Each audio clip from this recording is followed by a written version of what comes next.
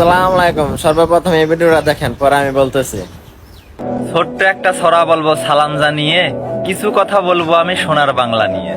সোনার বাংলা এমন হবে বুঝি নাই তো আগে, স্বাধীন দেশে চাকুরি করতে 20 লক্ষ লাগে। যোগ্য ছেলে যোগ্য মেয়ে ঘুরতেছে রাস্তায়, অযোগ্যরা চাকুরি করে টাকা লাগে না সস্তায়।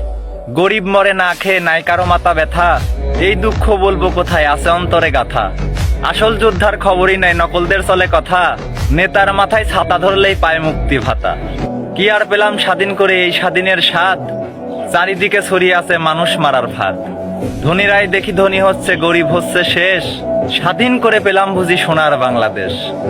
মৃত্যুর সমান পরিশ্রম করে গরিব ঝরায় ঘাম, রাজারা থাকে মহাসুখে প্রজাই পায় না দাম।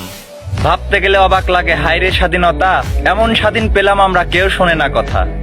দুর্নীতিতে ভরে গেছে পঙ্গু হচ্ছে দেশ, দেশের টাকা বিদেশ গিয়ে দেশ হচ্ছে শেষ।